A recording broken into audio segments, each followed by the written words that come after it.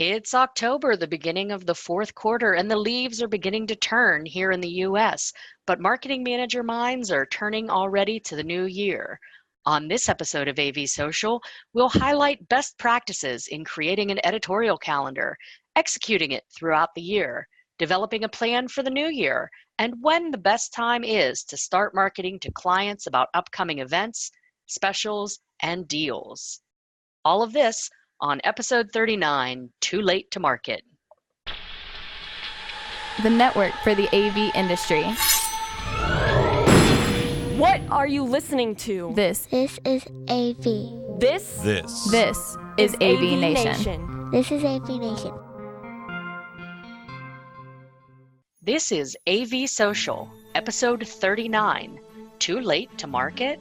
Support for AVNation is brought to you by Harman International and by Christie Digital. Hi everyone, welcome to this month's AVSocial. I'm Dawn Mead, your host, and I'm joined today with a panel of lovely guests. But first, it is October here in AVNation and the rest of the world, and the leaves are just beginning to turn here around the US, but a marketing manager's minds are already turning to the new year.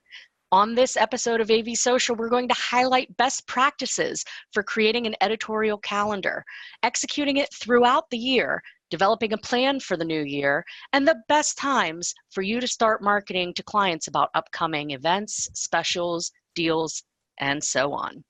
So today I am joined by Abby Wolf, who is the Director of Marketing and Communications for Corey's AV. Abby, thanks for coming today. Thanks for having me. Absolutely. It's our pleasure. I'm also joined by Camille Birch, who is the PR specialist at Barco. Hi, Abby. Camille. Thanks for coming. Good morning. Pleasure to be here. And we're glad that you are doing okay down in Atlanta with Hurricane Michael working its way up the coast there. We've had some rain, but I've lived to tell about it. Fantastic. Stay dry, stay warm, and stay safe. And we're also joined with Kirby, Mr. Mike Kirby from GenCom, where he is the sales and marketing manager. Hey, Kirby, how you doing? Good morning, Don. I'm just happy to be here.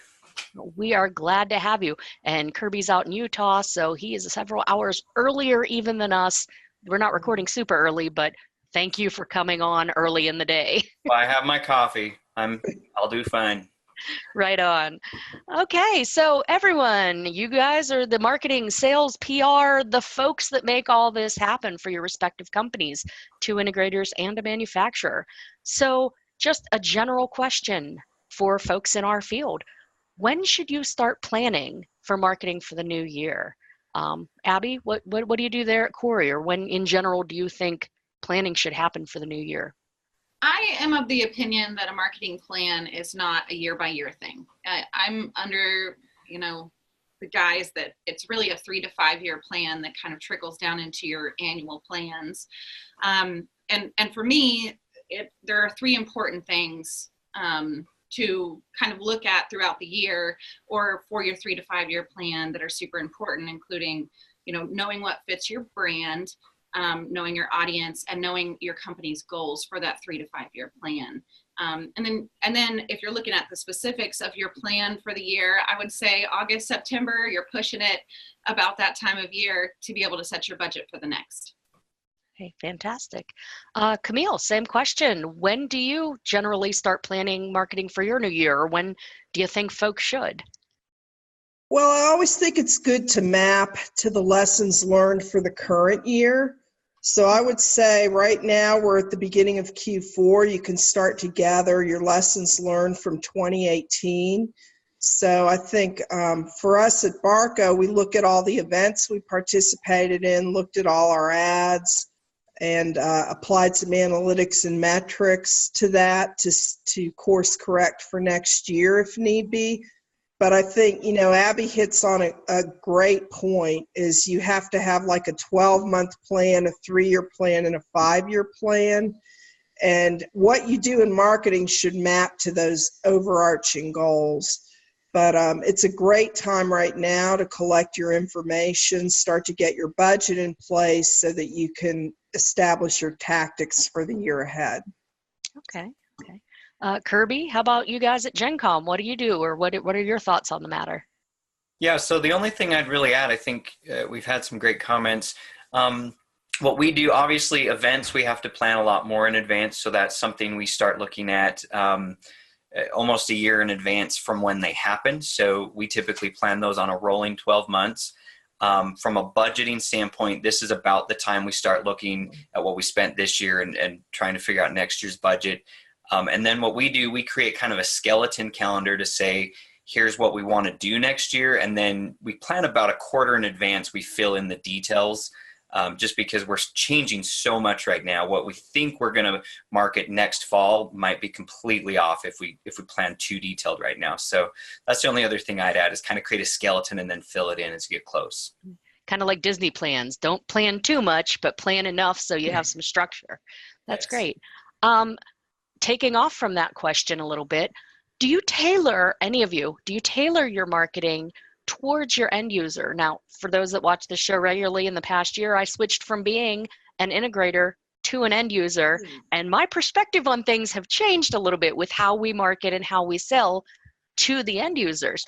Do you differentiate your marketing calendar by the vertical that you're targeting? For instance, schools that are buying for an installation for summer. Would you market to that? Do you change your marketing plan to aim for spring for the school field, or end of fiscal year for the government, end of September, or end of year end for financial and commercial companies? We'll start with Kirby this time. What do you tailor it that way since you are an integrator?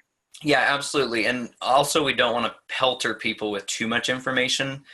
So we do part of our skeleton calendars. We plan what are we going to do? So is it a blog, an email, an event? And then we plan what vertical. So we basically have three main verticals we target. I mean, we work in all of them, but the three that we really focus on. And so we say, okay, this is going to be like you just, a great example was the K through 12, right around back to school, we do kind of a back to school newsletter. Now that you find all the crap that doesn't work in your school, we can help you fix it. Just stuff like that. Yeah, absolutely. We do try and target messages to specific verticals.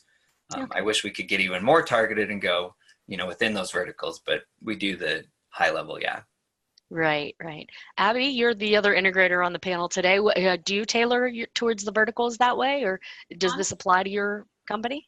Absolutely. So that is our top priority. In my efforts, in our company efforts, we're always looking at things from the client's perspective rather than our own or our manufacturers. That is the top priority for us. So the end user, what they're experiencing is the first thing that goes into the editorial calendar for us. So if we're going to be targeting educators, obviously we're not going to bother them May to August, but instead we're going to hit them right before they go on a break. So that's all a part of the marketing plan, is looking at what is our end user experiencing and how can we join in and helping them plan, be prepared for that kind of stuff. It's really the top priority in our marketing. Gotcha. Now, Camille, you're in a little different situation, and that's why I saved you for last here. As a manufacturer, your customers are the end users, but really, a lot of times your customers are Abby and Kirby. And they are. I mean, Barco sells 100% with our channel partners. So we have a couple small exceptions where we market to end users just to create brand awareness with our ClickShare We Present products. Those are very targeted to the education market. But what we do for our integrator partners is we have some co-funding and co-branding opportunities. So they come to us and say, hey, we want to create a campaign in this vertical or on this time frame. And we partner with them financially and creatively to make that happen for them. So, it's just kind of a different approach there. So you kind of do tailor your marketing towards the verticals by virtue of your channel partners tailoring to their verticals. And we do, timeline. And we're looking to penetrate certain markets, and so those get more attention, from me. But but yeah, we depend on our partners to do that, and we would certainly never undercut them by going directly to the end user. It's always a partnership for us. Now, what I will say though is we're very big on telling customer stories. And so when we become aware of a high profile customer story or success story, we will reach out through our partner and try to showcase that in some way. And so in that way, I'm involved with end users. Okay, great.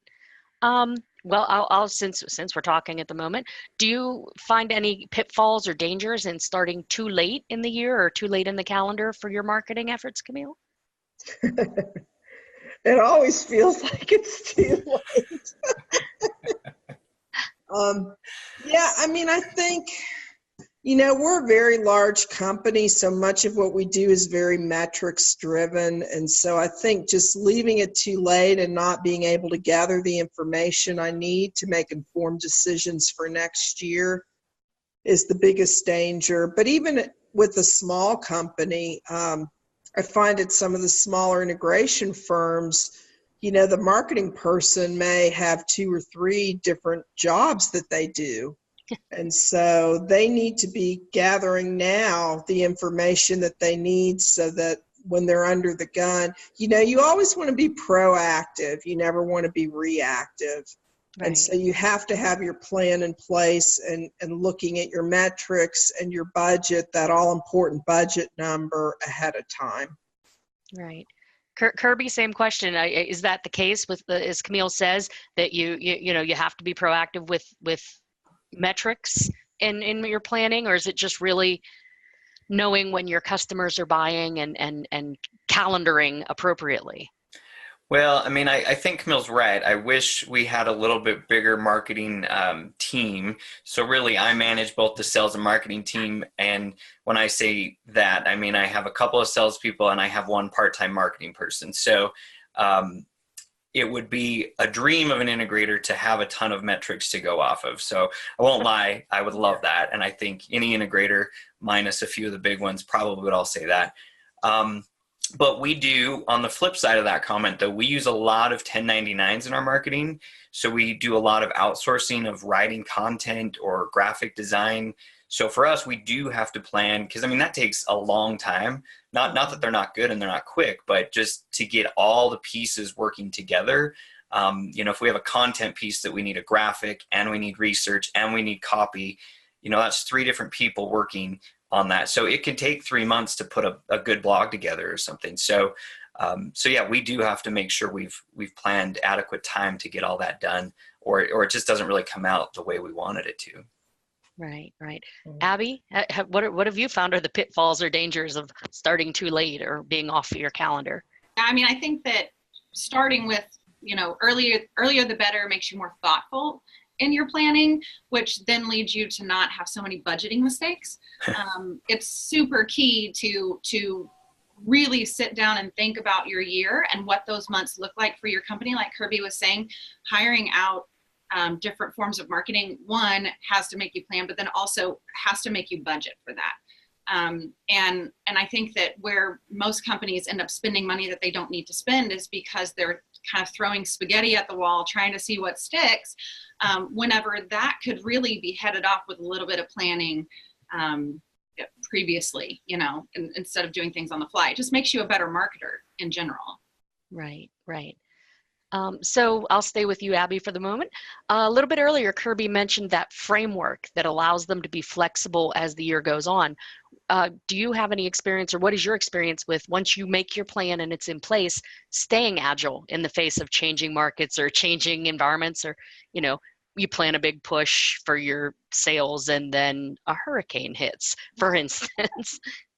I mean, yeah, that happens. And it's funny, we make a plan, but how often does the plan actually remain the same at the end of the year, right? But I think the most important thing is the goals and how the plan rolls up into those goals. And then everything else can be flexible. And if you are a rigid planner, you do not belong in marketing. So I think that whenever you're flexible through your plan, but remaining focused on those goals, that's really where success in planning per se happens. Right. Yeah, I liked what Kirby said earlier about you have like your main bullet points for marketing that you map to, but then you kind of fill in the blanks as you go, and I think that's true no matter what size budget you've got, or how many people you have. Right. And I think it was a military tactician said, a great plan only survives first contact with the enemy. Not that our customers are the enemy, but, not reality, always. life.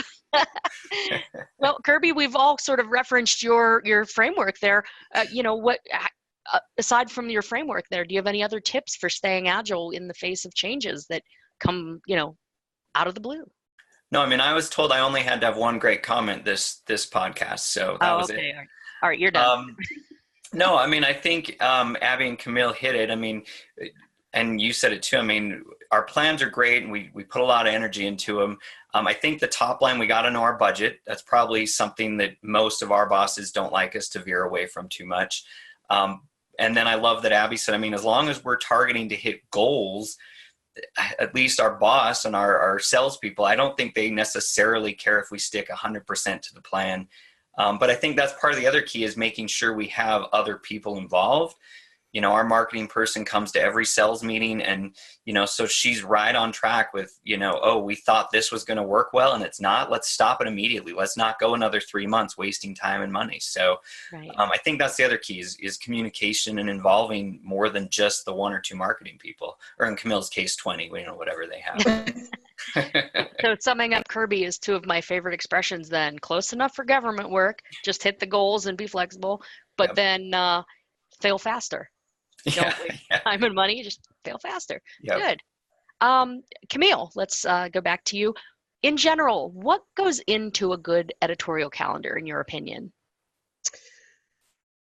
Well, I mean, for us, that's a complicated process. We have a number, we have 3 key verticals that we serve, and within each vertical, a number of products, and each product has a marketing lead. So it gets real complicated real fast. But what I do is I work very closely with our product leads to look at their main goals for the next year. And then when I pull media kits and start looking at their editorial calendars, I see where there might be a good fit. And, really customer stories are what drives that for me. Our tagline is enabling bright outcomes. So when we can tell a story of a successful integration or an end user result that was spectacular, that's kind of where it starts for us. And, it's just crazy because you have these big projects in the pipeline, but as we all know, deadlines change, specs change. So you have to be somewhat flexible. But, I try to look at the big goals for the year and then kind of map around that. And also the big things that I know are going to happen. We're going to be at InfoComm. That's a no-brainer. So I need to do some marketing leading up to that. So that's kind of where I start, and then I just fill in as I go. Okay. Kirby, how about you? In your view for Gen Com, what goes into a good editorial calendar? Well, again, I think what we like to do is assign, what type of activity are we doing? Is this an in-person event? Is this a blog, an email? And then we like to say who we're targeting. So is this K through 12? Is this local government? Is this corporate? And then, like I say, about a quarter in advance, roughly. I mean, that's not an exact science, but then we'll go in and we'll talk to the sales team and say, okay, we've got 3 emails coming up the next quarter to your vertical. And we go to that salesperson and say, what are some of the hot button items you've been hearing? Here's our thought if they don't have any. Do you agree with that? Do you disagree? We follow our competitors. We follow other integrators that are in some of the groups we're in. We follow a bunch of manufacturers. So we look at what are they talking about, all that, to really determine how to fill in those blanks. But to me, most of it is just that skeleton. And then I don't want to make it sound like that's the easy part, but kind of the simple part then is you just got to find some piece of content to throw in there, and there's tons out there. So even if you have really very few resources, without a ton of effort. Once you have that plan and you know what to do, you can kind of just implement it. So that's would be my only tip there. Right. I imagine it's much easier nowadays with the internet. I've Oh, never yeah. known a world of marketing personally working in the fields prior to that, but if you only had like TV and print ad, Yeah. that kind of limit your choices. So, Yeah, um, exactly. all right, Abby, what do you think? What does Corey's view as a good editorial calendar? I always start my editorial calendar with the end user. So what are my clients going to go throughout the year? Let's chart those. Then I go back and I try to find relevancy for what opportunities, if you will, to kind of back up what they're feeling. Something to make my content sing. Then I go through and I add campaigns. So it would be the tactical stuff, the deadlines for that, and kind of where we should be hitting this message. And really, that's done about a quarter in advance, because I don't want the content to be like a hurricane or something like that to jump in front of something. So that's really my last element, is the message, the content. But really, I focus on what does my client's year look like, and kind of then fit in what we want to be doing. Great. Yeah. We'll start with Kirby this time. So who on your team, and we know your team is a different size than Camille's team and Abby's team, and if, when I was an integrator, I was the team. So yeah, we all have our different size teams, but who on your team or in your company, I'll say even, titles, job responsibilities, who should be involved in the planning? Do you bring in people from the sales group or from the engineering group or the C-level folks? Is it just your team? Give us some idea of how you go about that. Yeah, absolutely. So, I mean, ultimately it rests with me and the marketing person. That's, kind of the buck stops here, if you will. But I think, and every level is a little different. Sales is highly involved with our marketing. Like I said, our marketing person comes every week to our sales meeting. So there's this constant flow of communication back and forth. But it's also, to me, very important we get our C-level, and C-level, I guess, is one person, but we get him very involved in some of the decisions, not the day-to-day stuff. He doesn't edit the emails and things like that, but we ask, where do you want to see this going, and make sure we're capturing his vision in some of that. And then, yeah, you hit the nail on the head. I think one that a lot of people miss is our engineering team. We do, again, a much more limited interaction. They don't necessarily care about the marketing and that so much, but we do try and find out, what shows have you been to? What other exciting new stuff are you seeing out there? And our guys go to even stuff like CES and CD that have nothing to do with commercial integration, but just to kind of keep up. So we like to put little tidbits of that in there, just show, our guys have been out to Amsterdam at ISE. Let's highlight that, or things like that. So we do try and involve more of our team. Occasionally even like our installation crew in that, if they see things out in the field that maybe we're missing. So we do try and involve just about everyone if we can. Well, and honestly, I think that could be a good source for content if you just as a fun blog post, Tim the engineer shows, or Tim the service guy shows us how they terminate their ends, or something like that, something a little more functional than your usual glossy pitch. So I like that. Let's go in Q1 next year. All right. Just give me residuals. That's all. Abby, from the sound of it, you're a one-woman show like I used to be. Who in Corey's AV, aside from yourself, then, do you pull in for planning and executing your editorial vision? Sure. I think that the most important is the C-levels in the very beginning, when we're making the framework of, hey, in August, we want to focus on this because this is happening with our clients. Are you okay with that kind of thing? Run the skeleton by. Then the sales team gets brought in to kind of help build the campaigns. What are you hearing on the ground in these customer meetings? Is there something that's trending? How can we fill a need, or deliver a message that's relevant to them? And then it's super important for the content aspect to get everyone else on board with the high level goals and kind of the vision for that, because that's where you're going to get your content. That's where you're going to get your stories, your client stories. There's all kinds of things that are hiding in your staff for content nuggets. And so I think it's really a whole company effort but just bringing people in at strategic times is imperative because nobody wants to market plan by committee. Right. Well, and you also have, I'm not sure if GenCom does, but Corey's also does live rental and staging. So I'm sure that's a whole different group and a whole different calendar that you can then incorporate into the greater scheme of things, right? Absolutely. It's like operating two different companies, though we would like for it to operate as one functionally. It's just different customers. I mean, we have a completely different end user on one side of the company versus the other. So we literally have two marketing plans. Okay. Speaking of having to have multiple marketing plans, let's go from the one-woman show to the big behemoth in the group here. And by that, I mean your marketing team, not you personally, Camille. Thanks for that disclaimer. I don't want anyone to take anything personal, but, you're talking, a team of thousands, so to speak, versus a team of a handful. Who all do you pull in? I mean, that would be a monumental task. Amazingly, my answer is going to closely echo what the previous two panelists have said, in that, it has to map to your C-suite's goals for the year.